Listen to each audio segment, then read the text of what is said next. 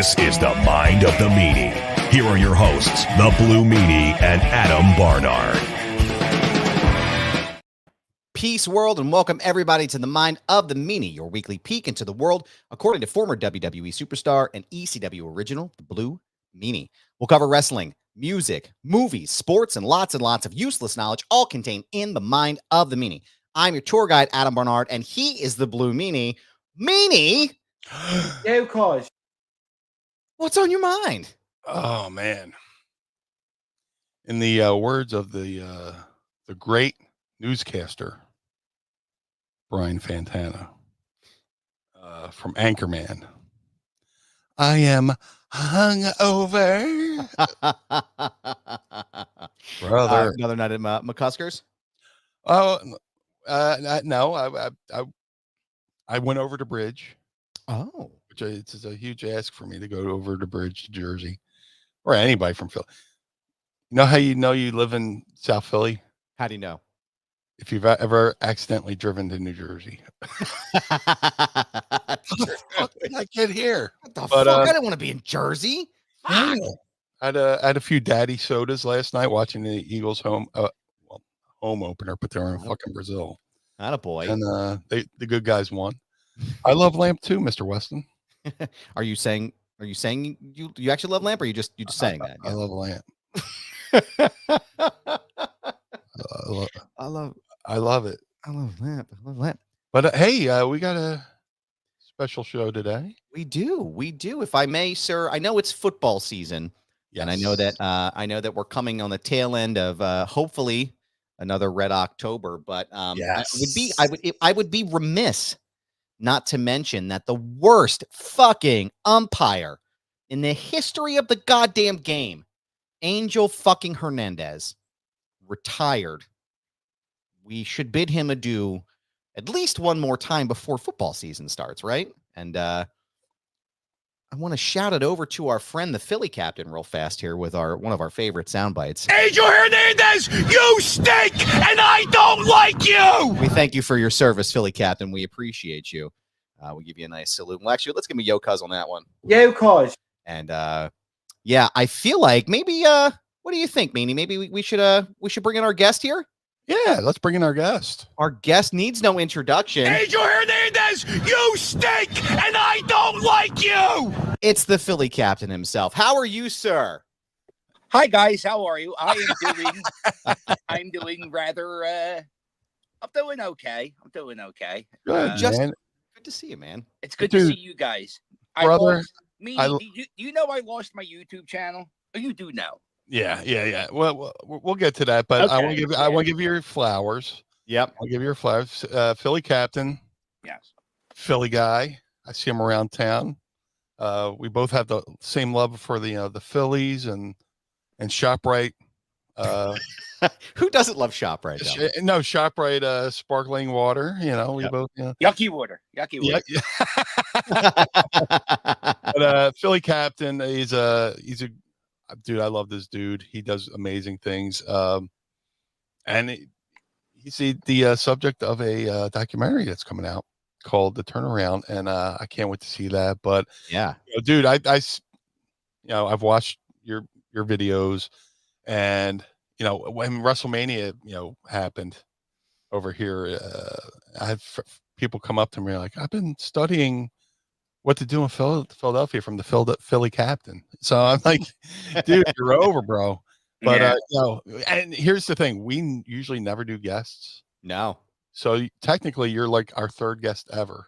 So Wow. Yeah, man. I was like, you got some good things.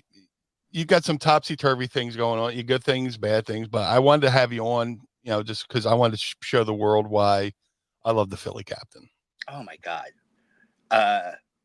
It's so crazy. I guess you probably have experienced this because you were in wrestling, but you probably idolized somebody and then they gave you a compliment. And like I'm a straight up wrestling mark. I went to the ECW arena in my teenage early 20 years, a lot of drinking, and I spent a lot of time doing this, doing the dance, and Of course. Stevie Richards. Me too. Grew up in Port Richmond, and I was from Port Richmond, and it was like ECW means so much to me. And one day I was leaving a supermarket, and I saw this gentleman, the Blue Meanie, and he asked to take my picture, and it was the greatest day of my life for a long time. I was like, "Do you believe what happened?" I'm a big fan of yours. I'm a big fan of ECW, and it's just I couldn't sleep last night. I was so excited about this opportunity. Oh, you're too kind. You're too kind, my friend. It's safe to say we're in the Mutual Admiration Society. So I would say so. I would say so. because I mean, you got you got a skill, man. You got the gift of gab. I'm a big mark for Rick the Puppy too. But he's right here. Rick the Puppy. Blue Meanie's talking about it. Come here. Yeah, Come here. let's see Rick the Puppy. He said, "Come here, come on, no, come here, stupid." Oh, now he doesn't want to be on camera. Come on, Rick the Puppy. Now, I love the come here, stupid. That's how it's that's how you my talk dog to your too. dog, right? Oh, Rick the Puppy. Let's give Rick the Puppy a yo cuz real fast. Yo, cuz. What up, dude? All right, guys, guy, that's enough. Get out of here. Come on, see, that's the thing. Go lay down. Go lay down. You're the best, Rick. Oh my god, I love it, man. We don't Love deserve dogs. No. They're No, Absolutely no. not. Well, though, Rick the Puppy is a killer pit bull. My other dog is Stewie the one-eyed Chihuahua. And the reason why he has one eye is because him and Rick the Puppy got into a little dispute over a parking spot. no, over does the BWO belong in the Hall of Fame? And Rick the Puppy was like, yes, they do belong in the WW. And Stewie's like, no, they don't. It was like a comedic gimmick. It was very short. I don't think they belong. And Rick was like, shut up. And he bit him. And yeah. All right, now, Rick, you got to get down. I'm saying your name too much. I know. It is a pleasure to have you, sir. It's a pleasure to actually meet you. And I would be remiss not to ask this question to you at the top of this. The Angel Hernandez thing.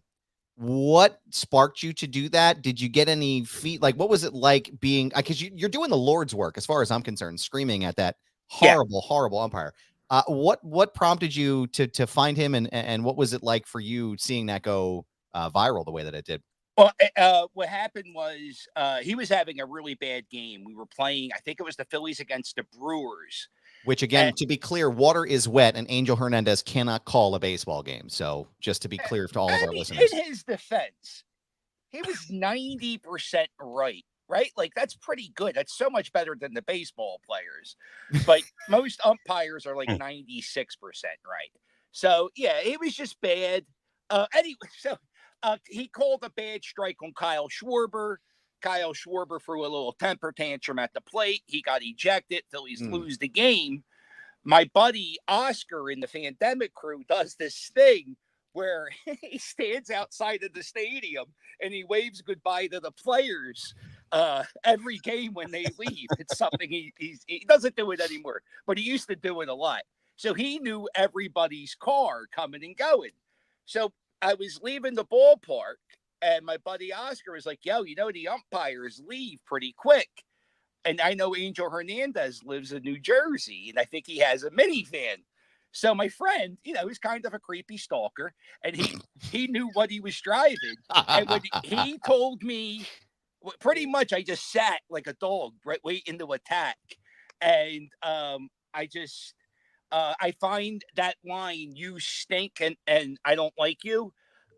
That's a line from Jim Norton, who he's from Opie and Anthony. Yep. He had a line in the Spider-Man movie where he was called Surly Truck Driver. And that's kind of like whenever there's like a universal person who is hated by everybody, it's just great to yell at. I yelled it at Ben Simmons, Angel Hernandez, Alex Rodriguez, Jack Campbell. These are all people who it's usually a universal bad person. Yeah. Because it's the ultimate heckle, because there's no profanity. Right. It pretty much just says, I don't like you and you're bad. And it always goes viral. It always goes viral.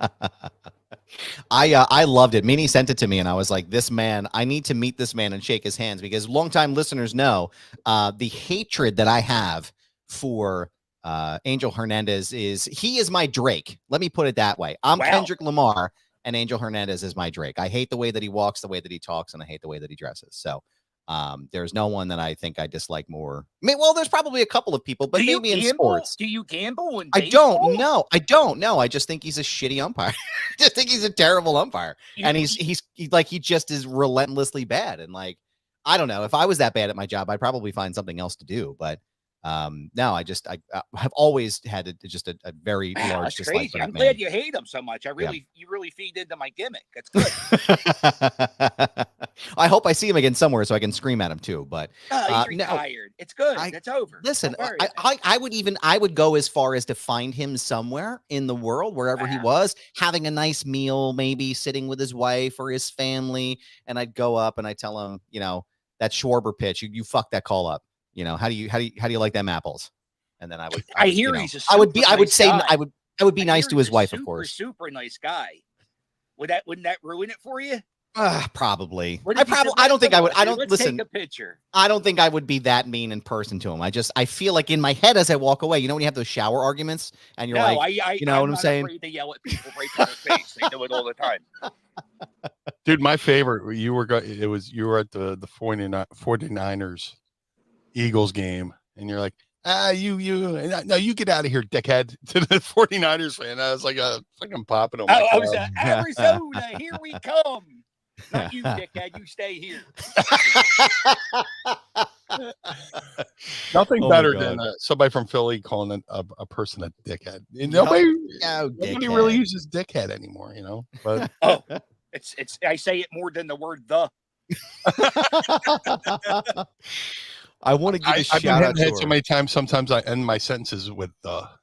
Yeah, I'm going to go to the. Whatever. Sometimes I'll start a sentence and I don't know where it goes. Yeah. I want to give a shout out to our friends here in the Pod Squad. Longtime listener, Pod Squad member Lucha Luchoso is here. And he says that there's a theory that Angel Hernandez would purposefully call bad calls so that he get fired, but a good severance package from the union or something like that. I wouldn't be surprised. It's definitely possible. No, the union, it's impossible because the union saved this job. So that's a goofy theory. I just think he was bad. I don't know how, he was old, right? So, I'm 47 and I can't see anything. I don't know how people see after I have a trash truck coming. Just so you know, if you hear crazy noise, the world's not coming to an end. I live in Philadelphia and it's a row home. He I don't know, man. He was bad. The trash truck fucked up my thought. I just had to. You're good.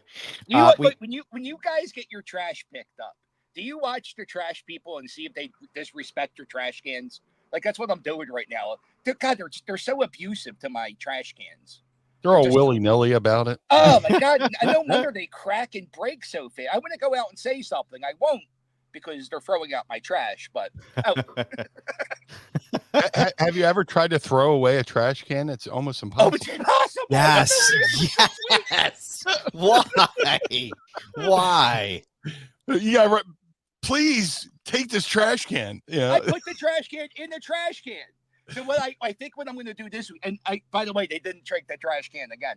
What I'm going to do this week is I'm going to cut the trash can up and put it in one of the big trash bags. It's crazy. Oh my God. Well, we want to talk to you about your documentary coming up too. I'm very excited to talk to you about that. Tell us a little bit more about that and what's going on there. The movie, it's called The Turnaround. It's about the Trey Turner standing ovation and how I was part of that movement to help people. Trey Turner is a player for the Philadelphia Phillies. Last season, he was doing really bad. Halfway through the season, I went to my Instagram. I have a bunch of friends I hang out with every day, and we're in a group chat. My friends are called the Fandemic Crew. And my one friend, Todd, is super negative in that group chat. and he was like writing all this stuff in the group chat. It was like, Trey Turner stinks. You guys are going to be stuck with Trey Turner for 10 years. Like he said, you guys, like he wasn't a Phillies fan. He was like, Trey Turner's the fucking worst. I could be a better shortstop. And then like 2 hours later, he like wrote this negative. Todd wrote this message saying like, you know what, guys, I'm actually really concerned about Trey Turner's mental health. I'm actually feel bad for that guy. And then like 30 minutes later, fuck Trey Turner. So I'm a very bad texter. I don't text, but I read the group chat, and I see Todd in the chat.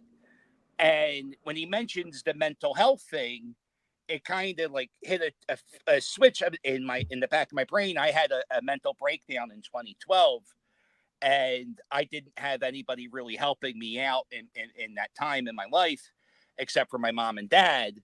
And the amount of love my mom and dad gave me got me through that dark period. So I thought, instead of booing Trey Turner, let's give him a standing ovation. So then I made a little video for the Instagram. And then that was shared by Barstool Philly and the New York Post. And it went crazy viral. And then in my video, I say, let's give Trey Turner a standing ovation all weekend. And all weekend, that's what the Phillies fans did. And I think that's what made that moment special. Awesome. So that the movie's about my mental breakdown and the Trey Turner standing ovation. Hey, man, dude, I'm right there with you, bro. I've had my struggles with mental health growing up. Growing up with a single mom, and kids can be cruel, and then, grow up severe asthmatic, and can't play in other kids' reindeer games. And, then, you do the depression eating, and then I get fat. So I'm a fat asthmatic with one parent. So, I dealt with that all my life, but thankfully, my grandparents, helped raise me and, showed me love like your parents showed you love. And we're both here, doing good things, man. You're doing great things. Yeah. And I can't wait to see this documentary. How did it come about? So the way it came about was I did an interview. Oh no, it's not how it came about. There was a video on Instagram by a guy named Baseball Doesn't Exist. Okay. And the director of the movie, this guy named Ben Proudfoot, was watching Instagram, and he was just scrolling. And he just said he saw the video, and he was like, why would this guy do this? Like, what's the story behind the guy doing the ovation? So he hit me up with an email. That email turned into a Zoom call. And then during that playoff run, Major League Baseball came on board as like producers, right? Wow. And they said, like the team that then and the Phillies said that we would have unlimited access to the archives. That movie guys. I feel like because it's about me, like I'm part of it. It's so weird because like I always say my movie, but it's the director's movie. It's about me. It's weird. It's a weird like. I feel you. Yeah, I'm trying to work that out.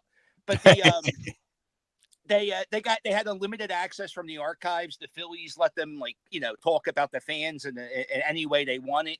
It was really great. And we were going to travel with the Phillies if they were in the World Series. I was going to travel with the Phillies, not with the Phillies, but when they went to Texas, I was going to go to Texas with them. And the guys filming the documentary are going to be in the dugout. But when the season ended, I just, if you could, I don't know how you could find the last vlog where they get the last out, but you could see my face. I'm just like, fuck, there goes the movies. We're not going to make the movie. The Phillies are out of the World Series. It was like a super gut punch to me. But the director of the movie, there's two directors, but the one director, Ben, isn't really a sports fan. So he didn't need that happy ending of the World Series. He just thinks the message is a beautiful message and you wanted to tell the story still. And we started filming on Halloween and we wrapped filming at the end of April this year. Awesome. Yeah. Awesome. How long of a movie is it? It's 25 minutes long. Oh, okay. Yeah. Ben Proudfoot won. There's two directors. Ben Proudfoot, he makes short documentaries, and he's won the Academy Award 2 out of the last 3 years. The other documentary maker is a guy named Kyle Thrash. And I think if you're a Philadelphia Eagles fan, everybody knows Kyle's movie Better Luck Next Year. It's like the Eagles. Yes. Yeah. So Kyle Yeah. made that movie. So I loved it. you got a guy who's the ultimate Philly sports fan and an Academy Award winner behind you. It's a beautiful, I'm telling you, it's a great movie. 25 minutes is the perfect amount of time for me because I got a short attention span. But I got Me to too. see, Same. I got to see it in a crowd last week at Telluride, and people were cheering, people were crying, people were laughing, and I want to cry thinking about it, man. Yeah. After It's a that big deal. happened, we had like a dinner with all the like everybody involved at the movie, and they're like, most short film documentary things aren't, people don't do that. So if the response is different and people, it's a good movie, man. I know I'm a little biased, but it's a really As good you should movie. be. Of course. Yeah, no, but it's a good movie. Yeah. Now Dude, 25 minutes is the perfect time. Me and Miss Meanie were watching, I forget which docuseries we were watching, and there's so many things in there. You're like, bro, this could have been edited down to one episode. Just like, oh, we're getting 4 episodes. So 25 minutes. We That's filmed perfect. about 40 hours of footage. Wow. They filmed. Wow. I had 2 therapy sessions that we sat there and they filmed the complete therapy sessions.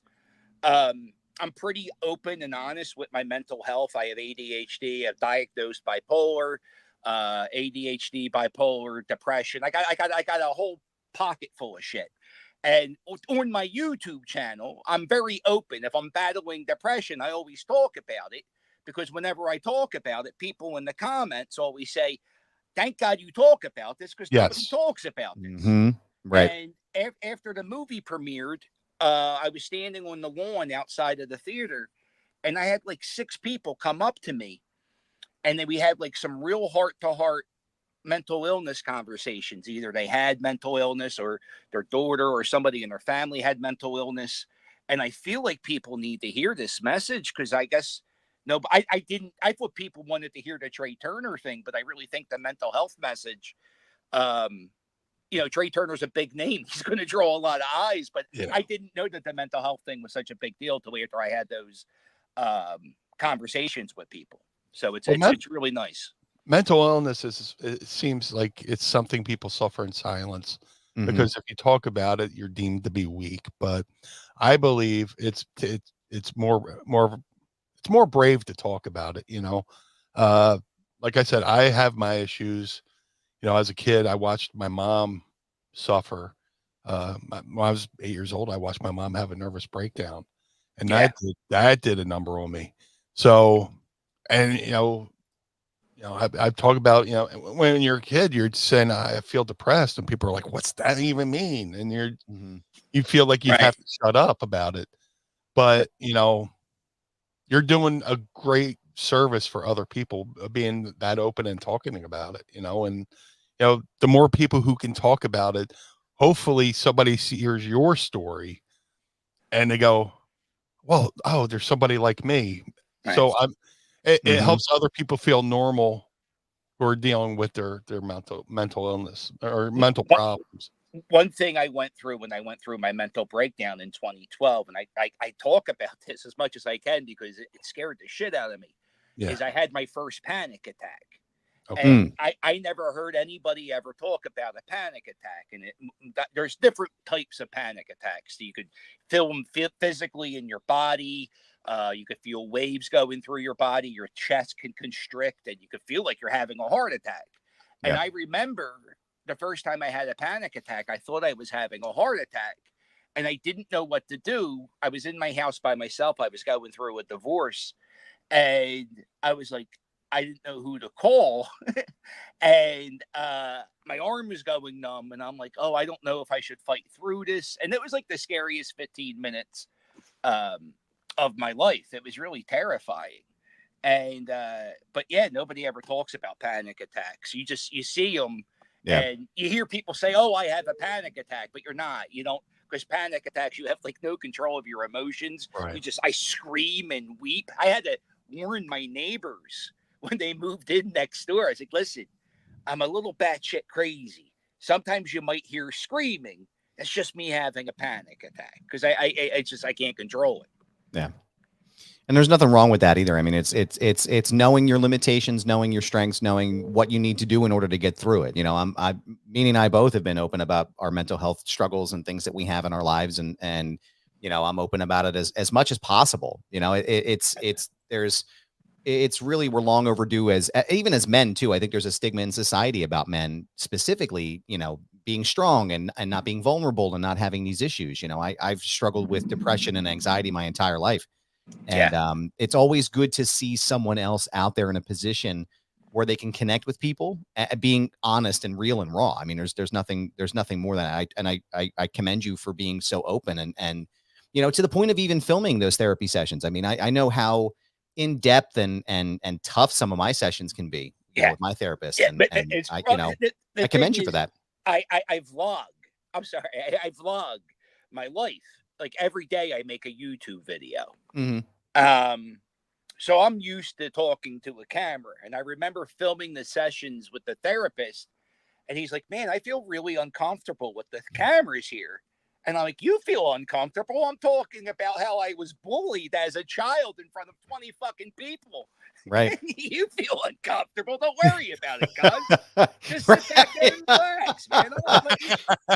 Imagine him cutting like, oh, wait. We got to go back on that one. Wait, the camera was out of focus. Let's roll that comment back. Okay. We want you to go back to this question. Relive this moment again. Like Great. Yeah. No, I know. I'm kidding. Yeah. No. There were sometimes, like, I'll let you know.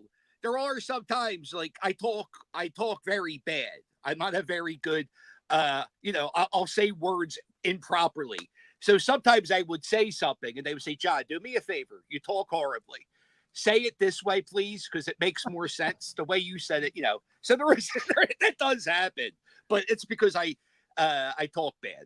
It's like that scene in the movie Airplane. Excuse me, I speak South Philly. Yeah. Yeah. Yeah, of course. There's definitely one part in the movie where I say jerk off and they cut jerk off. It just made me say jerk. I can hear seriously? it. Oh man. Well, there's nothing better in this world than a South Philly. That guy's a jerk off. He's a fucking jerk off. Yep. So man, I curse a lot too in this movie. It's pretty great. It's pretty great. Oh my God. We got some comments here in the chat for you as well. Don't forget to drop your chats here if you want to ask questions of the Philly captain, because we have I want to make sure we get all of our Philly requests in here. James Weston says, I never knew what panic attacks were. And when I finally found out, I discovered I had them quite a few times in the past. That's tough, man. I know that recently within the past, you know, Meanie knows about some of my struggles in April. I really hit the skids pretty hard. I feel like I hit the bottom so hard I bounced twice. And you know, realizing like what that feeling was, that gripping in your chest, and that like for me, like I get dizzy, right? Like I feel like I've run like 6 miles and I start to get really like, it's almost like I can feel my heartbeat in my head. Yes. And I get tunnel vision, like, and I never, again, like you hear these concepts, but you don't realize they're happening at the moment. I always just thought I was angry, you know, like I always just thought there was something wrong. And here working with my therapist and working in recovery, it's like, oh yeah, no, that's what that is. Like, that's why I'm having those issues. So, you know, James, I'm glad you were able to identify it, man. And I, you know, no shame in thank you for sharing that too. We appreciate that. But let's see. We have actually a $5 super chat here. I'm going to hit you with a Carl button real fast. Yo, asshole. I don't fucking sound like that. With David Van Halen has a Philly question here for you. His name is not David Van Halen, but I butcher his name all the time. David Van Bogelin. I probably fucked it up, man. I'm sorry. This is the most Philly question. Bogelin? I think, yeah. I'm Ron Burgundy. I'm Ron Burgundy. This is the most Philly question I know how to ask. Are we ready? Pat's or Geno's? I fucking hate you. I hate you, whoever asked that question. Fuck you. Anybody from, and you know, I think that guy knows that's the wrong question, right, Meanie? Well, that's why he said, "Here we go." Here we Oh, go. okay. Yeah, he knew. He fucking he knew. knew. Yeah. Yeah, he was setting us up. Yeah. All right. Thanks for your super He was chat, doing David. this, and then the eye poked us. You know. Yes, he's laughing in the chat. Okay. Thanks, David. We appreciate you, man. As a Philadelphian, let me say, fuck both those places. Yeah. I don't know if they're a sponsor or not, but No, even if I they don't. are, I hope you lose them. Fuck both those places. They're horrible. They're horrible. The food's horrible. The price is horrible. The parking's horrible. I've been treated poorly at both those places. You know where I go? John's Roast Pork. Yeah, Yeah. Right? it's right around the corner from my house. Is that where you go? I wish Yankee Candle made a scent called John's Roast Pork. Seriously. Yep. Dude, it's amazing. People go, and that's the thing. The roast pork sandwich is an underrated Philly sandwich. You know, But I don't go for John. I get the cheesesteak from John's Roast. Oh, Pork. yeah. Yeah. I'll do the cheesesteak, and sometimes I'll do the breakfast cheesesteak. He has the roast pork sandwich he makes at John's is from like 1910. The recipe is from 1910. The guy's grandfather's from Italy. You can only get that sandwich either in Italy or John's Roast Pork. No other place in the world. It's a special type of mustard. It's dude. I love that guy so much. The owner of that place. He is such. I think his name's John Bucci. John, he's the best. He's long live John Bucci. Although, if you eat his cheesesteaks, you probably won't live long. The Green 413 says Steve's on the Boulevard for life. What do you think about that, Philly Captain? What do you think about Steve's on the Boulevard? Yeah, it's fine. It's a solid 7. Yeah, it'll do. It's better than Pat's and Geno's. Here's what you do. Better than Pat's and Geno's. David Van Halen. Ishka Bibbles is worse than Geno's. Ishka Bibbles is the worst cheesesteak I ever had in my life. Really? You ever have Ishka Bibbles, Meanie? I did. Oh yeah, God. Once. They quote the movie Johnny Dangerously. My mom hung me on a hook once. Oh, I ate Ishka Bibbles once. You know. And now after ECW, you guys, it was rumored you guys would go to Tony Luke's after the shows. Is that true? Yeah, Tony Luke's. I mean, I remember when Tony Luke's was a food truck. And they built that up, and unfortunately, they had to change the name to Tony and Nick's now. But that's a whole other story. But Tony Luke's is good. It's solid, you know. And is it true? I can ask you, my ECW fan, real quick. Oh, please. Did you guys party in the Round Hotel and the Cylinder of Wrestlers? Is that where you guys all stayed? It was called the Travelodge, which we called the Cylinder of Sin. And I've often said that building need to have a condom put over the top of it, just because it looks like a shaft. Right. You know? Right. Yeah, dude, It's great. I watched the baseball games in section 301, and as the sun sets, the only building in the way of the sun setting is the ECW hotel. And I just think about Sabu and Raven and how much fun they had at that hotel, and 911. What was he doing there? It was great. I just stare at that. Oh, hotel. I could tell you. I think the statute of limitations are up, but I was gonna say I think we might be past it at this point, right? I'm in the industry. I don't know if you notice. I am a professional wrestling manager, and I do manage. I did manage 911's son Vinny in a tag team match. I'm not bragging. We lost. My managerial record, I think, is like 1-15. So I make winners losers. I guarantee you my win-loss is more to my loss record's more to my win record. So who is the most over wrestler you pinned? Probably JBL. Really? That's it? Yeah. You went bigger than JBL. And I've said this to you privately, and let me say this to you on the internet. Everybody stop fucking asking him about JBL. We get it. If you want to know the answer, it's on the internet. Don't think you're breaking ground asking him about JBL. Holy shit. It's so embarrassing. I'm like, please ask him, like, what was the most extreme weapon you ever used got handed in the crowd at the arena? Ask him something like that, not JBL. By the way, fuck JBL. Oh, you like JBL now, right? That's what's going on. We're cool. We're cool. You're cool. Yeah. He's a good dude. Yep. We're I don't talking know if you know about they had a maybe- little tiff for a while. They had a little. Yeah. they had a little Oh, what happened? Wait, he punched him in the middle of the ring? Hey, listen, it was a whole fucking thing. What I've heard, there was a staple gun. There was all kinds of bullshit. I don't know. There was weapons. I don't know. I remember watching that live in the living room.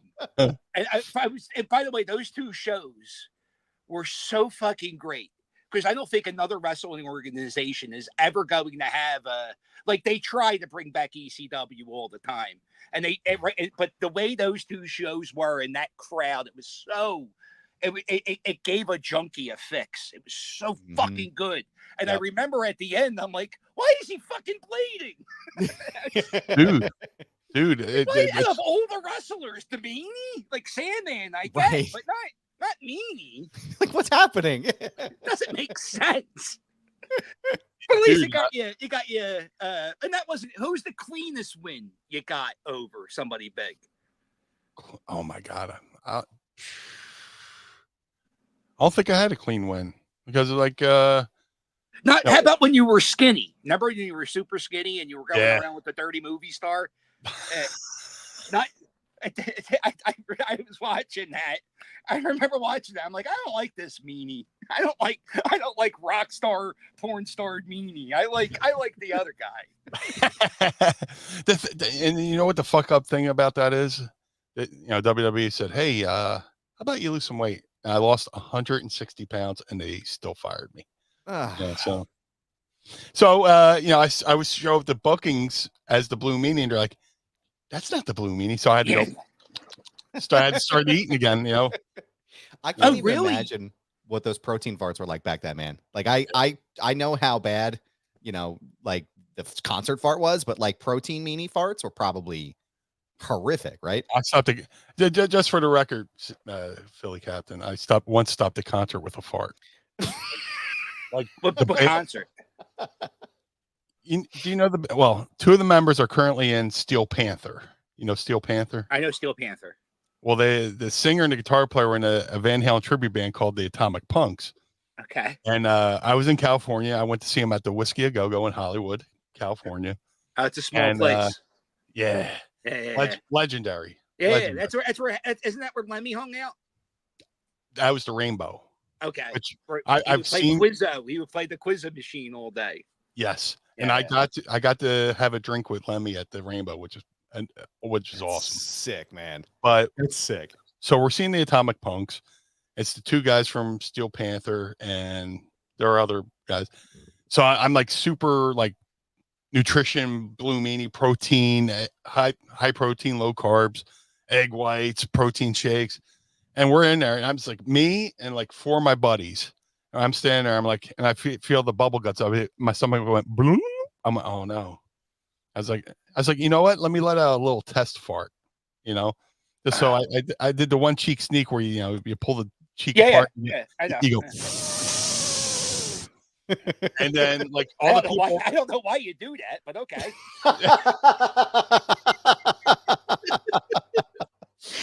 All the people around me who are like dancing to the music are like now like this, like just fucking.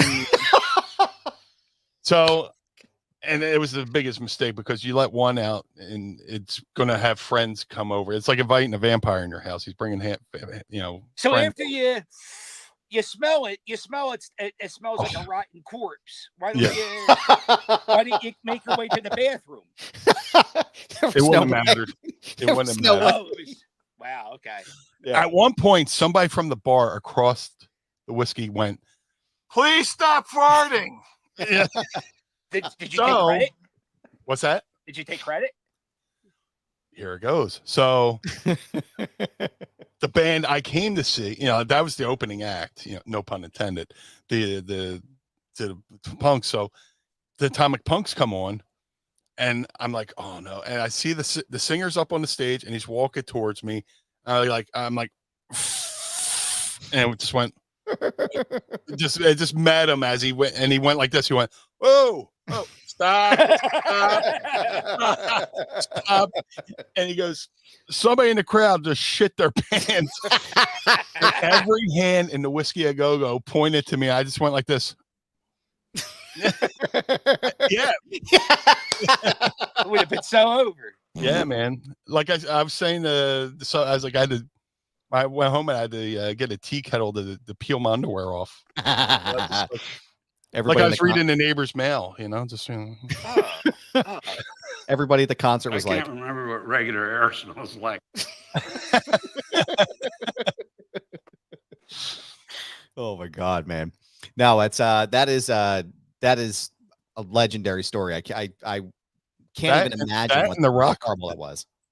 That and the Rock Dwayne Johnson crop dusted me once. Oh yes, yeah. Yes. Television I Rock saw Dwayne you Johnson talking about that. Yeah, with the No Mercy 99. I camped out. Want to hear how much of a mark I am? WrestleMania 15. By the way, I think you might have been in there, right? WrestleMania 15. Mm-hmm. Yeah. All right. Rock is at Modell's in Langhorne, and they had the WrestleMania access party. It was like it was like a party where you could have all you could eat Chef Boyardee at the convention center. Oh, and then dude, it was the best concert ever. It was Mia, Fat Joe, fucking Isaac Hayes. You remember the concert? Loudmouth. Who was it? There was a band called Loudmouth that was new. Cherry Poppin' Daddies was there. Yeah. Oh shit. Yeah. It was a great show. I was backstage for that. I was supposed to do a segment on there and it got cut. Dude, you would have gone so over. But after that was over, I camped out 24 hours for Rock's autograph at Modell's Sporting Good. I was like second in line. I wanted him to sign it to the John because he was the Rock. And when I asked him to sign it to the John, he looked at me like, "Who the fuck are you to ask me to personalize this? I don't care if you were here 24 hours." And I get it, I don't care. He's in character. He's like the biggest star in the world. But I love I got a Rock tattoo. I love wrestling, man. It's just That's awesome. And dude, it like, not that I'm in showbiz. I got a foot in showbiz, but I learned so much about life watching shoot interviews. And like, I feel like all levels of entertainment, stand-up comedy, drag queens, professional wrestling, it all kind of is the same. It's all the same. Trust me. Shady promoters, you work at a shitty level, you work your way up. And I have the ultimate respect for indie wrestlers because I manage this guy Onslaught, and he's like a guy in his mid-40s who just kind of found wrestling, and he just broke his fucking leg. Oh. And he's going to be he's in a wheelchair now. I have another friend, Philly Mike, who he does crazy shit in front of 16 people and breaks his fucking arm. But yeah, it's crazy what these indie wrestlers, they have such a passion and a desire. And it's actually one of the most beautiful things you see. I wish promoters weren't such sleaze bags, but I think that's just how showbiz is. Yeah. It's all about them making the most money without having to with having to pay the talent the least amount of money, So, but yeah, dude, and passion is the thing that makes me love you, bro. You're a passionate guy, man, and I watch your YouTube videos, and just they make my day. There's something I look forward to. Unfortunately, I hate even bringing this up, but I want to bring it up in a way to help you. Yeah. Unfortunately, YouTube took down your channel. Yeah. But now you have a second YouTube channel, backup channel. Yeah. But I hear after you have a channel taken down, that your second channel is at risk of getting taken down. Like, it's always get taken down. So I kind of feel like YouTube is like walking in a field of landmines, so it could just be taken away from me all at one time. So I don't really feel like I kind of lost my passion for YouTube. Oh, it's a shame, man. Dude, I That's a shame. can't even. You. This would make sense to you if you watch my videos. I can't ride the scooter. It makes me sad to ride the scooter. Yeah. And I lost my YouTube channel. I did something very stupid. We have a thing in Philadelphia called the Philadelphia Naked Bike Ride. It's something I covered on my channel every year. Yeah. I would, but my camera was broken. So what I used was my phone, and I uploaded like 2 minute, or actually like 30-second to 2 minute clips of the bike ride. And when I got home, I was going to download those clips from my YouTube channel onto. They weren't they were private videos. Nobody could see them. They were just, and I was going to download those files, delete them, and make one video. Because I uploaded so many videos with nudity, YouTube has like a computer look at it, or they could even have a human being look at it, and they'll just see naked people, not knowing what I was going to do with that content. Like fast forward it, add Benny Hill music, make it a funny video, like I've done in several years. And they took the channel down. I had people going to war for me on Twitter, like so many people. Meanie was one of them, and I was so. It makes my heart. It was like, oh, it's so nice of him. But I think I have to, be an adult and realize I did make a stupid mistake, although I did do it several years prior. But yeah, I think it's gone. I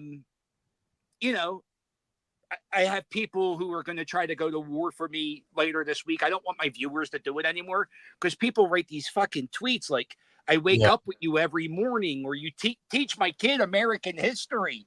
And I'm like, dude, I'm like, it's so nice, but don't stop that. Stop being nice to me. I don't want to hear that. It's breaking my heart. So yeah, YouTube took my channel from me, and I just don't know. The sad thing is it's like my whole identity. And I don't know what to do with myself, because I spend every waking moment working on my YouTube, editing a video, doing the next video. It's nonstop. And I'm kind of bitter towards YouTube right now. So I don't want to make anything. Especially, I don't want to make anything for free when I was making money. So it's kind of weird. But it was, I don't know, it's a whole thing. I was doing it for free before I started. But I built up an audience of over 50,000 subscribers on YouTube. And to lose it all is kind of, it's, dude, the first time I took my grandson to a baseball game, it was when the Phillies played the Cardinals at Citizens Bank Park. It was we stood outside the Pandemic crew, but there was like a rally, and you were there. And you got the first wrestler my grandson met was you. And I was so happy that I had that video. And I lost all that stuff. Oh man. And it's hopefully I can get I like I said, I have people working on it. I don't know what they're going to get through, because it was a big mistake. YouTube saying what I filmed was pornography. It wasn't. It was a news story. But if you don't know it's a news story and you're just a human being watching that video, I can understand. So, but maybe they could just give me a strike. I don't know how I could get 3 strikes, but it is what it is. But here's the thing, man. You have a talent. Yeah. You have a talent. And these vlogs that you've done are awesome, and people enjoy them. I hope you don't stop doing that. What if there's a way, maybe you want to do something on Twitch, or I was going to try that Rumble, but I don't like that. I try to upload a video, and then you got to sign an agreement that you're going to, and I'm like, I don't even want that.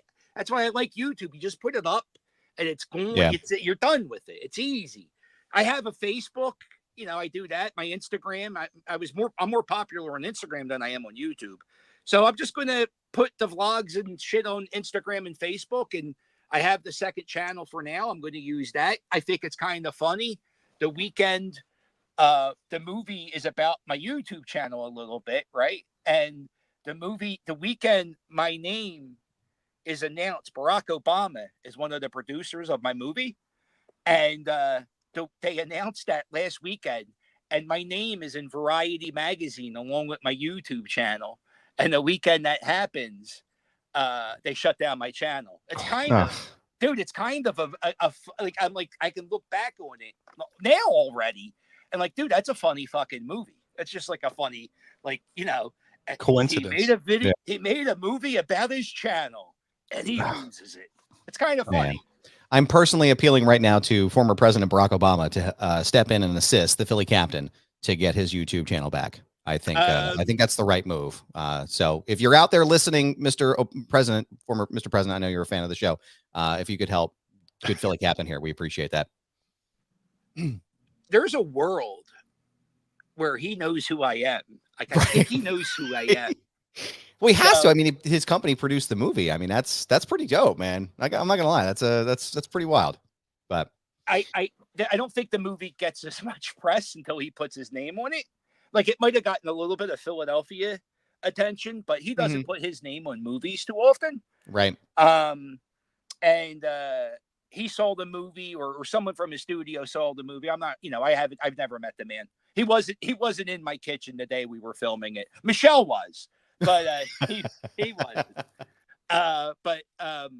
But I think I don't know. I don't even really understand how Hollywood works, because there's like 7 different studios producing this movie.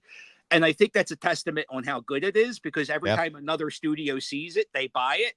So there's like so many different people involved in it. So, That's awesome. That's amazing, man. Good for you. I can't wait for you guys to see it. There's going to be a premiere in Philly, Meanie. Where you at, Adam? You in Philly? Yeah, I'm outside of Philly. I'm in Downingtown in Chester County. You tell people you're from Philly now? Most time, yeah. They're like, "Oh, where you from?" They're like, I'm from Downingtown." They're like, "Where the fuck is that?" I'm like, "Westchester, Bam Margera." Like, no, I'm from Philly. Just there fucking should be just easier. There should be a premiere in Philadelphia. I'm not sure on where. I'm not sure where it's going to be streaming at. I think Barack is selling it right now. I don't know. I haven't had a meeting with him yet, but but they do know they want to have a big premiere. So it would be an honor to have both of you guys come. It's only 25 minutes, so don't act like you got all. It's going to take up a lot of time. I guess finding a parking spot. That's going to be the hardest part. Well, what we'll do is first we'll get the plastic chairs, and we'll put them out in spots in advance, so that way Meanies will be blue, obviously. Oh, it's like we'll put them right there. Life completely reversed. Meanie is going to have to sit outside the theater for 12 hours to get in, like I used to have to do. I would get a case of Bud Ice. Me and my boys would get a case of Bud Ice. We would be real classy. With no ice. We wouldn't get ice for the beer. And we would sit outside the ECW arena, and we would just chug beer, and we would get ready, and we would talk about the matches. And then we would always wonder, how much does Terry Funk get paid? And it was all these great things, man.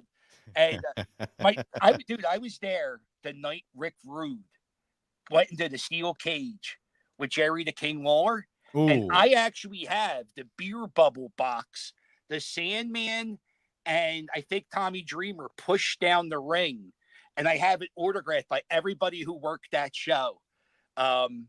It's like one of my prized possessions. The beer bubble. Remember beer bubbles? What happened to them? They came to the ring with a beer bubble. Then Rick Rude turned. He turned on us beloved ECW fans, and he beat up. Oh, it was such a Jerry the King Lawler, dude. Yeah. How crazy was that crowd? Were you there that night? Yeah. Was that like the most? Is that like top 5 most electric moments? Dude, Lawler came out, and then the next month Jim Cornette came out. Yeah. And that was you felt the building shake. It was just we were rabid dogs, and we hated these people. They wanted to kill us, and they're in our building beating up our boys. Dude, yeah. I never felt anything. I don't think that moment gets talked about at all when it talks about the history of ECW. No. I was there for Sabu, Terry Funk, Barbed Wire. That was a crazy feeling, but the fucking hate we had for those men, it was so beautiful. It was like you guys had us in the palm of. We would have done anything for ECW, dude. So good. It was so fucking good. The Funk Sabu barbed wire match where they legit had to stop it because they couldn't get free. I sat there and watched Sabu get cleaned up. I watched somebody stitching up his one arm while he sat there with a thing of crazy glue and crazy glued his other arm shut. Like he Sabu like was a big history buff, and he learned that like in World War I or World War II, that guys would come back for battle. They had these large guns full of like crazy, what essentially was crazy glue, and they would glue them up to send them back into battle. Nowadays they call it Dermabond, but there's Sabu in the locker room, pinching his 2 pieces of iron, and his, Then one night, Terry Gordy busted me open the hard way with a trash can. Oh yeah. I'm sitting there in the locker room, and the doctor's looking at my head, goes, you need stitches. And Sabu comes over, goes, yeah, well, you could get stitches, or I could crazy glue you. I went, sir, please crazy glue me shut. I had Sabu crazy glue my head shut. When you were go work, did you ever have to work with Axel Rotten? Yeah. Now, when you see your name on the board with Axel Rotten, would you try to talk your way out of it? Because like it definitely means you're taking chair shots. Like I wouldn't want to wrestle Axel Rotten. Axel was really good. New Jack? Huh? Did you ever wrestle New Jack? Wrestle New Jack, man. Yeah, and believe it or not, Jack took care of me. I don't know what it was. Hey, here's a story with me and New Jack, right? So I'm sitting in an arena. Stevie's laid up because the night before Rob Van Dam accidentally broke Stevie's orbital bone with a kick. Stevie was supposed to duck. He didn't hear the duck, right to the face. So it was supposed to be me and Stevie against the Gangsters. So there's a local talent, Chad Austin, not local here, but local to ECW. Chad Austin, and apparently Chad had mega heat with New Jack.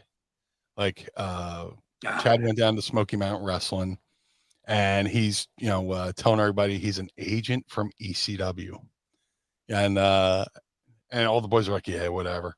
So at the end of his loop with Smoky Mountain, he goes to New Jack. He goes, hey man, you think you get me in with Smoky Mountain? And New Jack's like, well, you're an agent with ECW. Why do I have to do this? And blah blah blah blah blah blah.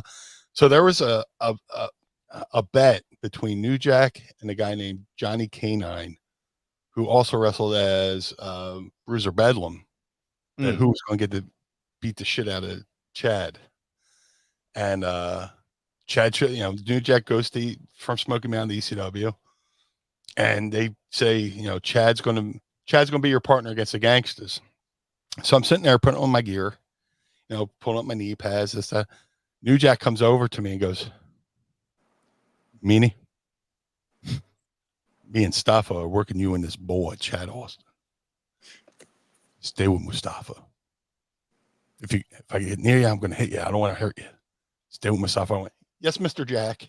So if you watch that match, there's like a literal, like almost a homicide happening around the ring between Chad Austin and New Jack. And then like me and Mustafa are in the ring doing like Three Stooges spots. Like, and then can I ask you a serious question?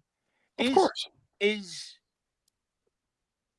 Paul Heyman like I don't know how dangerous Jack is in the ring, but it seems to me like he would physically assault people in the ring, right?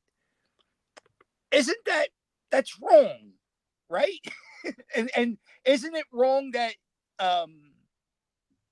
like after certain incidents like mass transit and stuff, wasn't it kind of irresponsible of Paulie to keep him working?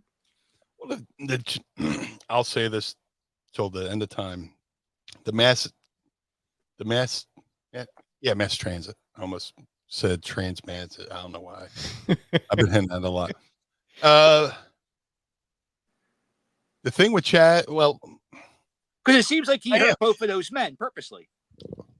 Here's the thing with Chad, and this sounds weird because I had my issue with Bradshaw, but it's not like it wasn't brought on.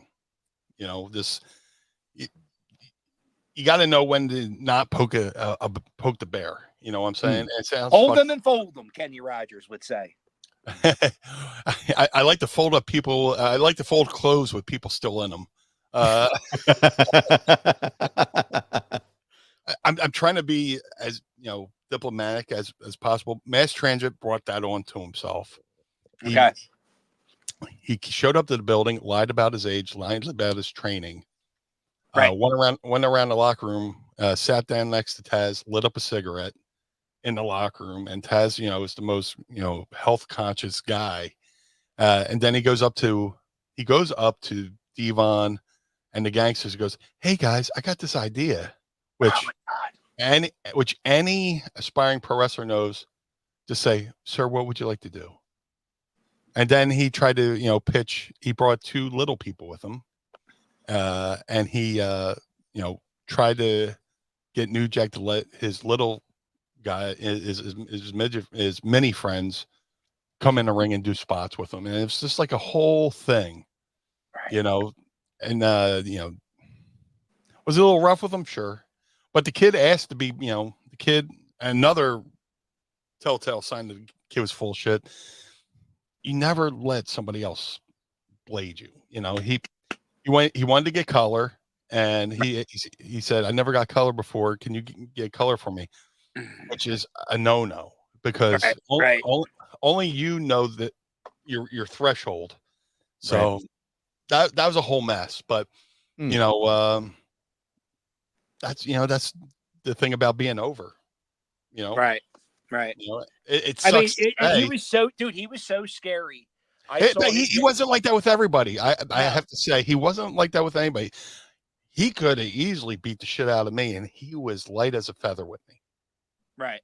And I who saw him am I? getting a tattoo down the street from my house, and I was so afraid to ask for his autograph. He's so over. Like, I'm still scared of the man, and Yeah. he's dead. I feel horrible talking about this, but Yeah. these are things like I wonder as a wrestling fan, like it's kind of like I would be so scared. Like some wrestlers, I don't think I would work with because I don't know them. I don't know these people, and for somebody like I'm very little in the wrestling industry. If you're getting into the wrestling industry, just shut the fuck up and sit there and let people know Yeah. what they're doing Mhm. and listen to everybody but don't say anything. And that's the way you do it. And you'll go places. Trust me. Dude, I learned so much from just listening to Raven call a match in the back and just learned timing, learned spots, learned psychology, I would he would have me and Stevie running interference in his matches, and he's, telling us, all right, just, when I do this, go 1, 2, and then dive in. And Raven putting a match together was a work of art, is watching an artist paint, but you learn more just from sitting there, listening than anything. They should do a WWE documentary about the Dreamer Raven feud. It was such good storytelling. Yeah. And like it was I would go home Saturday night, channel 48. Every fucking Saturday night, you wanted to see. It was like a soap opera, and it took twists and turns. And as a fan, like I was a fan, so I didn't know at the time it was beautiful storytelling. And I don't think it's ever been the emotion of it. It's so good. And even like the side feuds, and it was just the storytelling in ECW. I mean, some grudges went on for years. It was so good. I wish. Oh, I wonder. Was it? Yeah, I was gonna say, was it really that good, or is it because it's my child, like a young part of my life? You always look back on things fondly, but I really think it was that good. Yeah, it definitely. Well, the fact that we're talking about 2024, dude, I go to conventions all the time, and people come up to me and talk about ECW, and I love talking about ECW. And I always said ECW is like a family heirloom. It's something, a dad can hand down to his child. Like, instead of my good dishes, here's my fine china. Here's my ECW. Please treat it well. Going forward. Yeah, because it worked out great because I grew up watching around WrestleMania 1. And the first time I ever saw wrestling was Hogan and Mr. T working out in a gym. And like after a while, like around like 90, when they had SummerSlam 90 here at the Spectrum, and I was still into it. But after a while, it got too cartoony. And then I just remember one day I came home drunk from a keg party, and I put on channel 48, and I think it was JT Smooth and JT Smith. JT Smith, and he was acting like he was Italian, and he was in South Philly, and I was like, "What the fuck? What is this?" It was so good. And then and then Sandman came out with a beer, and it was like, and you always hear Paul Heyman, music was changing, it was going extreme, but the world was changing. Yes, and it was. It was just everybody who was a kid for WrestleMania 1. We were ready for fucking ECW, and God damn, do I miss it. I miss it so much. We talk about that a lot. Meanie and I, and somebody else here too in the chat. He said it's amazing how much WWF took from ECW. Like, oh yeah, it's and WCW. We would not have. I truly believe that the industry would not be where it is today without the contributions and the changes that ECW brought about. Like that's just a fact, right? Like the entire landscape of the business changed when ECW became a thing. And we've talked about it before. Like I grew up, I spent a lot of time at my grandparents' house in Delco in Prospect Park, right over there on 17th Avenue. And we'd watch ECW. Was the only place we could watch it. Channel 48. It fucking, sometimes it was on late and you had to catch the replay or whatever it was. And it was like being a part of a fraternity almost, right? Like it was a part of something. It was something, right? Dude, it was I would throw a keg party. Unique. Yeah. I would throw a keg party every weekend. And I think it was, we would watch ECW. And then when ECW would get over, we would watch Norm Macdonald do SNL news. It worked out perfect. We would party every weekend with ECW and Norm Macdonald. Yep. And looking back on it, it was like the greatest time of my life, like the partying, and it was so good, man. It was so good. And I just sound like an old fuck. I sound like the Springsteen song, Glory Days. That's why we love you, bro. That's why, we can all relate, and that's why people still talk about ECW. It was a movement. You talk about going out there and tailgating. People will be out there at 9 a.m. for an 8 p.m. show, and it's just just trying to get the best seat, in the building, and I'm sure we broke several fire codes in ECW. Oh, dude, I remember I was 18. I had a $3 plastic cup of beer. I was smoking cigarettes. I would bum cigarettes off people, eating that shitty pizza. They would get pizza from around the corner. City and pizza. They would sell it for $2 a slice. They had it was so good.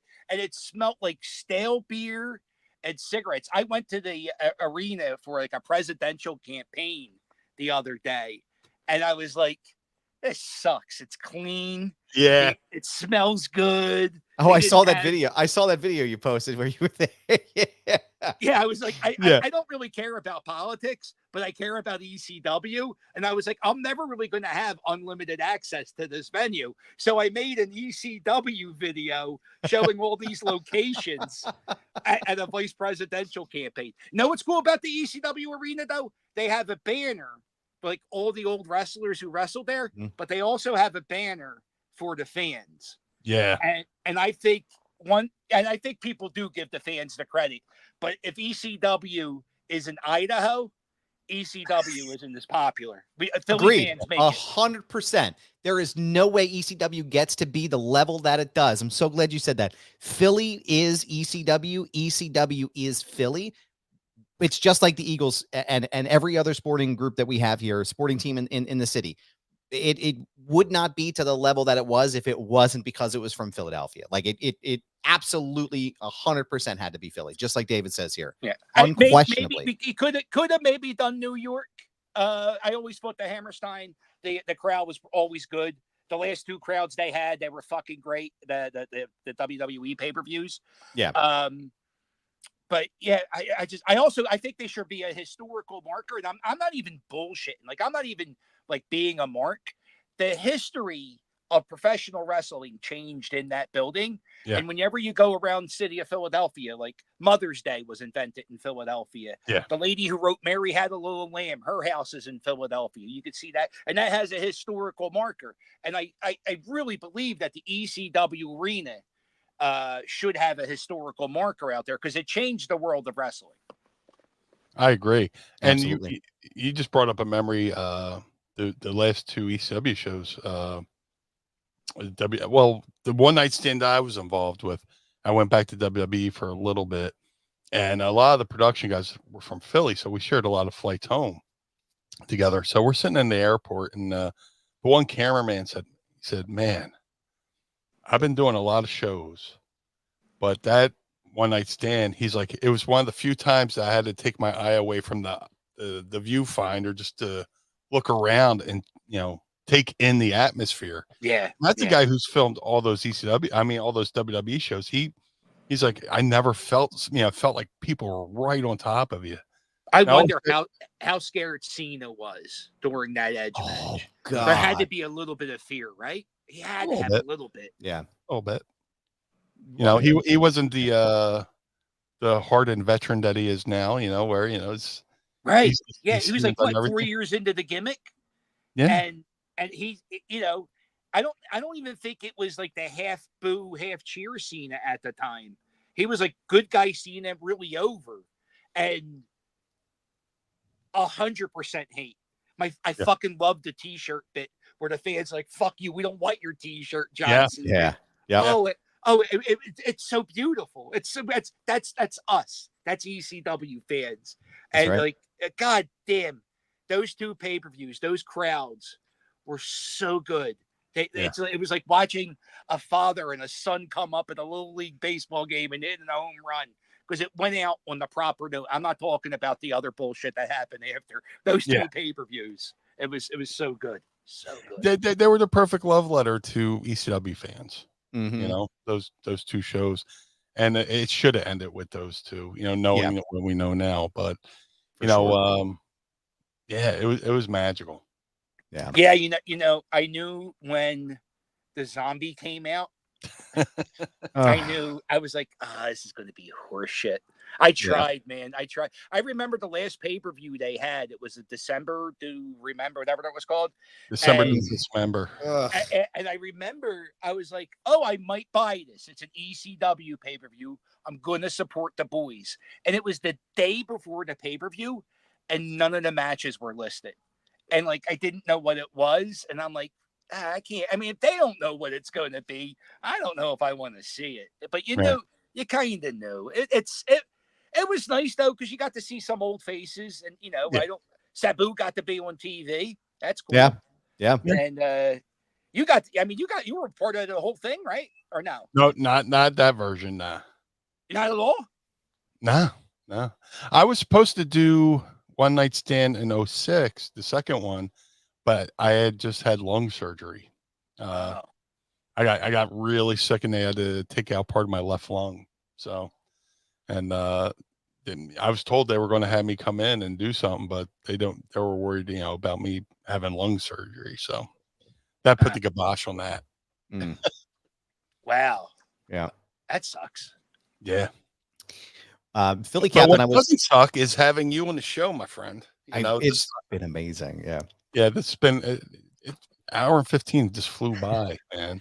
It felt like 2 seconds, bro. But that's what most women say to me. Felt like 2 seconds, bro. Well, this is actually coming up. Say goodbye to Blue Meanie. Coming up is actually our favorite part of the show. If you want to stick around with us, we have sure. So Meanie, actually, I wanted to just quickly as a little blip because we'll talk about it more next week. But I feel like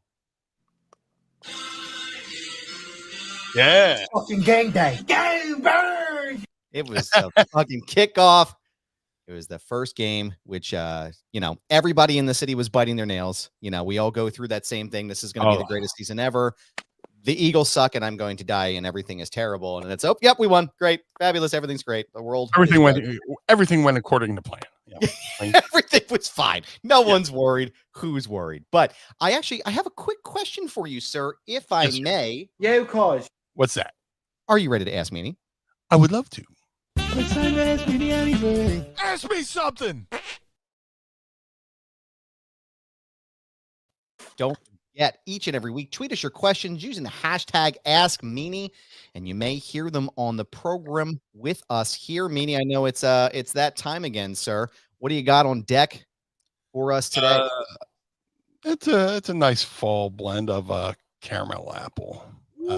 Yeah, so That's fancy. We got to get those pumpkin pie Johns back for you. yeah, Find them at the local Aldi. But I almost got some. I almost made them last year. I was really hoping we were going to get through the whole year with them. I was very, very hopeful, but I got some cheap shit from Aldi as well. I got the sparkling frost pink grapefruit. Philly Captain, what are you sipping on over there today?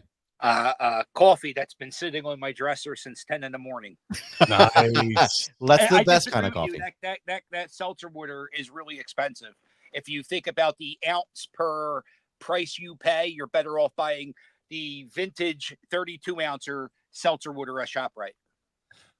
And that's the other one I'm a fan of. I think we get the same ones.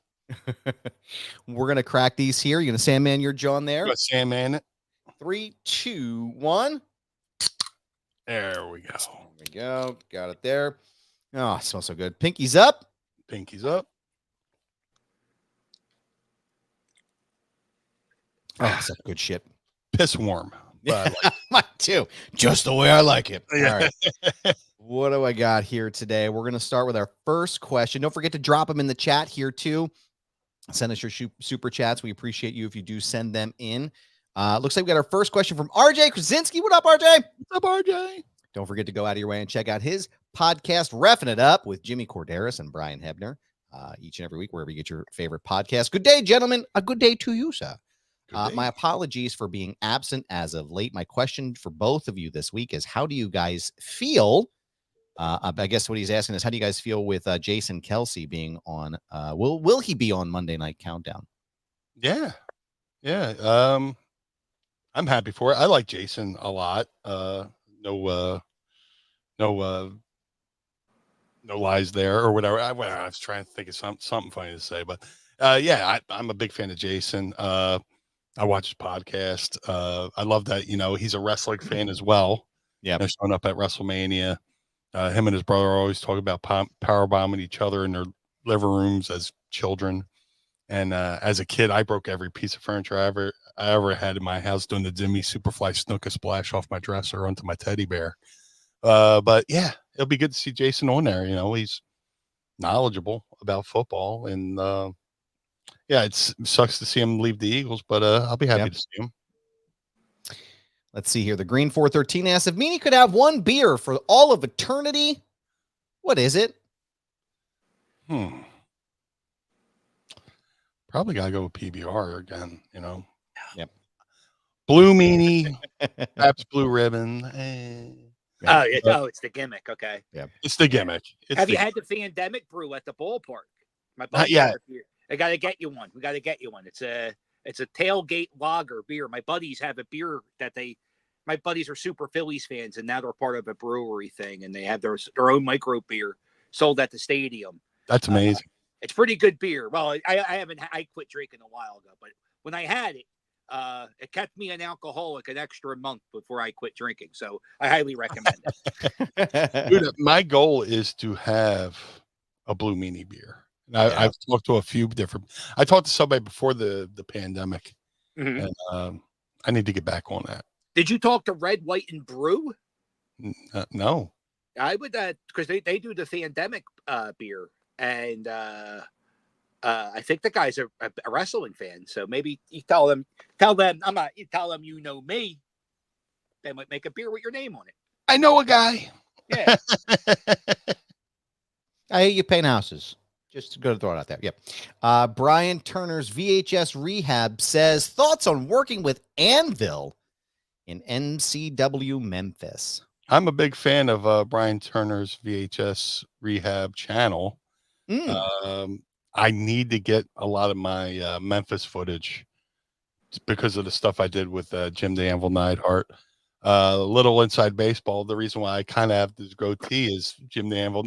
Yep. See? Yep. Me too. I had a long one for a while too. Yep. I used to joke that it points to where my chin should be, but it hides the double chin. I got to tell Natalia, I have this dumb beard because of your dad. But yeah, this is why I got the for Jim the Anvil Neidhart. Was he a cool dude? Was Neidhart a cool dude? Neidhart was great. He He was just a little. seems like a regular guy. It was just fucking always. It's the eyes. You look in his eyes, and he just like you can tell he's a good dude. We would hang out in Memphis. We were tag champions in Memphis, and What was your finisher? Did you do a fucking bad version of the Heart Foundation finisher? I think we did it at least once. Here's a Jim Neidhart story. How I ribbed Jim the Anvil Neidhart in Memphis. Every Thursday we had to go to Blytheville, Arkansas, where we couldn't. We had a good house the first week because Jerry Lawler was there, and then it just slowly dwindled because the promoter wouldn't promote the towns. So we were angry and bored, and I was like, there was a wrestler, Reckless Youth, who's from Jersey, a trendsetter, like he was ahead of his time, and we were down there. I was like, man, Reckless was working Jim Neidhart. I was like, we got to rib Jim. So we set up a thing where I was like, they're wrestling. I'll come out. I'll say, Jim, I'll run out and I'll throw you a weapon. And you go to pick up the weapon.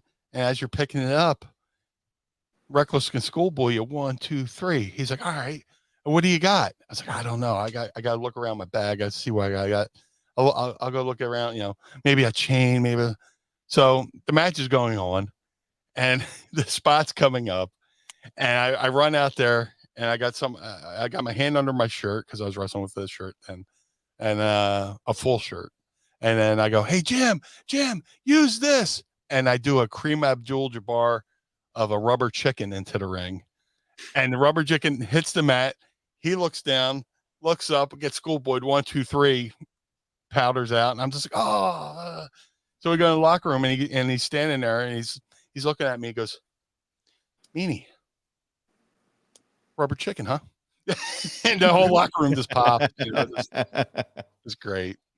Awesome, Jim was amazing. He was a good dude. Character, such a character. That's why the best characters in wrestling are the people who are just themselves. Yeah. And we appreciate you being here with us, Philly Captain, and being yourself and being such a great fucking dude. This has been an honor for me as well to finally get to talk to you and interact with you as well. Can I just please make one announcement real quick? Of course. Sure. I this is a proper venue because it's a wrestling podcast, sort of, kind of. Yeah. I am a professional wrestling manager, and we have it's called Labor of Love, is the name of the group I'm with. And I've been on the phone with Hollywood producers this week, and I'm here to announce that I'm going to be retiring from professional wrestling with Labor of Love. And my last show, I don't know when it is, but I just wanted to announce here that I'm way too big for Labor of Love. They don't deserve me. They don't deserve the attention that I'm going to give their crappy wrestling federation. And I have an obligation. I signed a contract that I have to make 3 appearances in their federation. And even though they bash me on Instagram, I will uphold, because they know money's coming my way because I'm going Hollywood. And I'm going to uphold. I'm going to do my contract part. I'm going to show up to Labor of Love one last time. I'm going to announce my retirement and kiss this shithole city, Philadelphia, goodbye. Thank you. You could be the Hollywood captain now. I'm not saying that's where the character's going. I'm just saying that's a good idea, Meanie. I love you, man. I love you so much. We genuinely appreciate you being here. Don't forget to check out the documentary, The Turnaround. And I know it just premiered on the 1st of September at the film festival. When will the proper release come? When can we expect to see it in theaters? I would expect it in the future. I don't know when it's coming. There will be a Philadelphia premiere. I don't know when that will be, but when it does, I will announce it on my Instagram page. What's your Instagram? What do you think? What venue, Meanie? I was thinking the Dirty Devon in Mayfair to have the premiere. But did you ever go to the Dirty Devon in Mayfair? $2 movie theater. The floor is real sticky. But I was thinking maybe the Kimmel Center. What do you think? The Kimmel Center? You think that's going to be big enough? I don't know how big the Kimmel Center is. Maybe the Wells Fargo Center. Listen, I was thinking ECW Arena, but I was just throwing it out there. But I was just there for a vice presidential campaign. It had like 4 people inside of it. This is much bigger. It's going to be. I was thinking, if my whole family comes, that's 1,000 people. I'm from Irish people, Irish Catholics. Nobody knows how to pull out or use birth control. So I got 100 cousins and aunts and uncles. So I think the Kimmel Center might be the spot.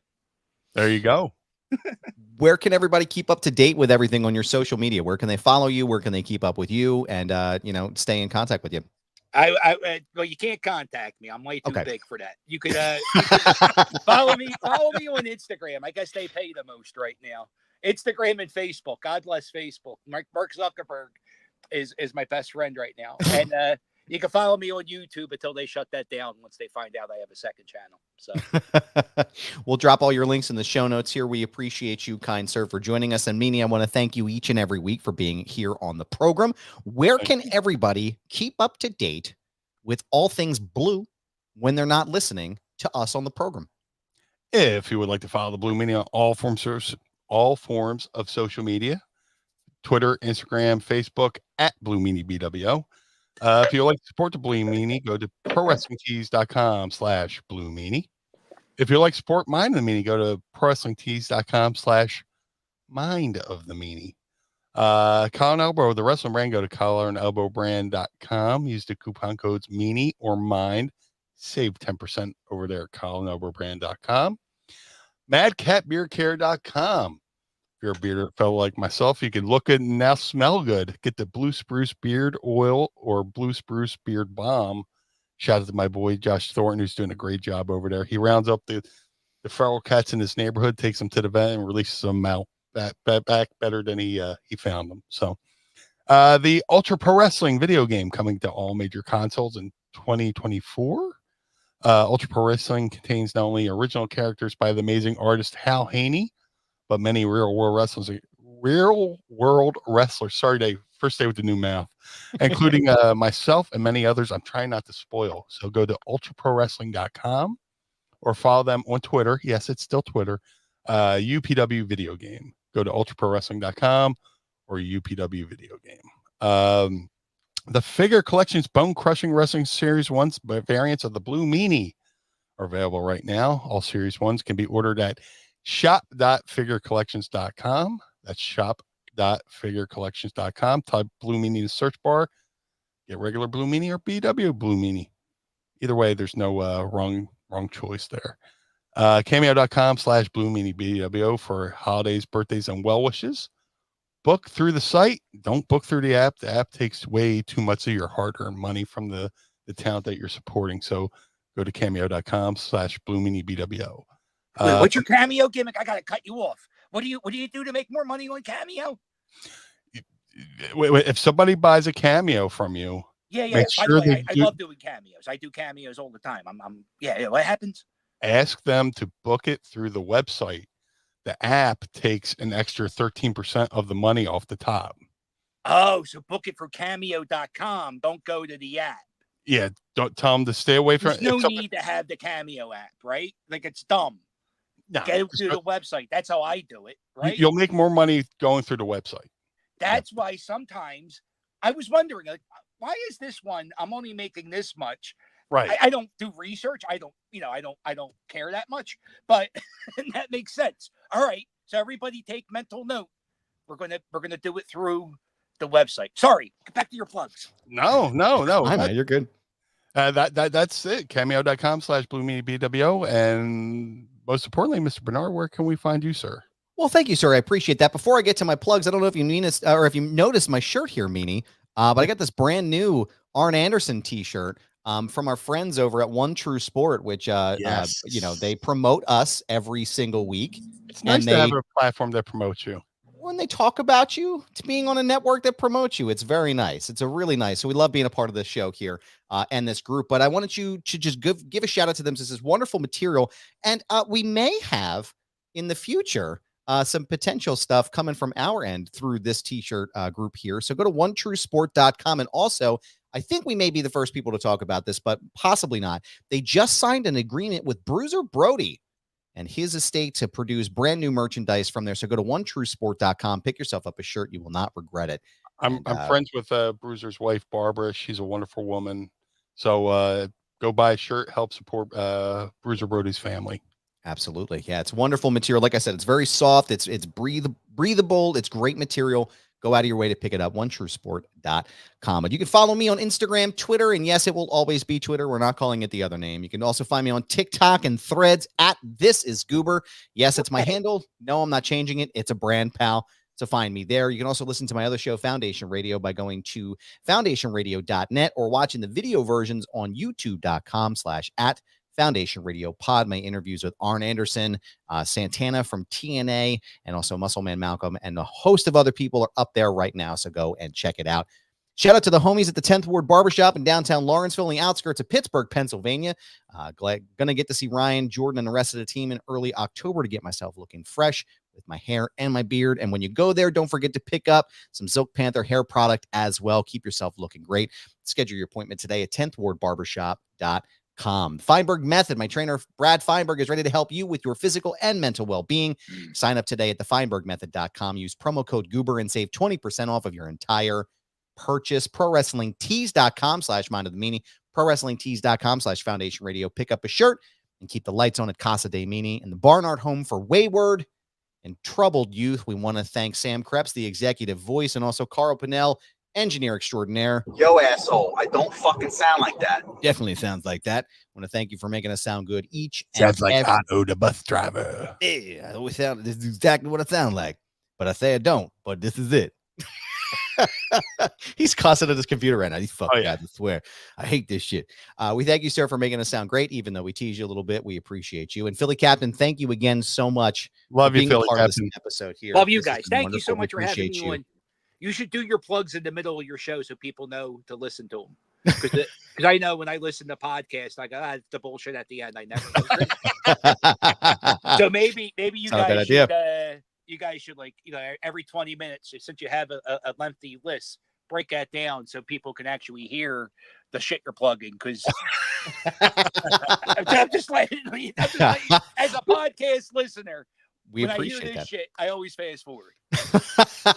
Well, it's a good tip, sir. We appreciate that. And you're welcome back anytime. We appreciate you. And Meanie, I appreciate you as always, my friend. Appreciate you, sir. And thank you for everyone who tuned in today to our live show. Don't forget, actually go to patreon.com/Mind of the Meanie. Sign up today. Tiers starting at just $10. And if you look above Meanie's head right there, you go to youtube.com/@Mind of the Meanie. You can listen to the audio version of this show every Monday morning at our YouTube channel or wherever you get your favorite podcast. And if you look underneath Philly Captain there, it's our Instagram and Twitter handles at Mind of the Meanie. Stay up to date with everything on the show. For the Blue Meanie, I am Adam Bernard. Join us again each and every week as we take a trip through the mind of the Meanie.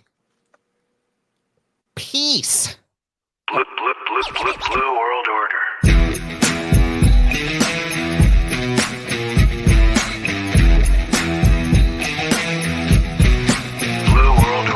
This episode of Mind of the Meanie is hosted and executively produced by the Blue Meanie and Adam Barnard. It was mixed and engineered by Carl Pinnell. Additional narration is provided by the executive voice, Sam Krebs. That's me. Our intro music was performed by the Swamp Candles. Our outro music was performed by Chikara. Additional musical accompaniment is performed by Enrichment. Follow us on Instagram and Twitter, or X or whatever, at Mind of the Meanie, and become part of the Pod Squad by going to patreon.com/Mind of the Meanie. Find our entire show archive at mindofthemeanie.com. This has been a Butts Carlton media production. Butts Carlton, proprietor. Blue World Order. That was Blue Meanie's brain out.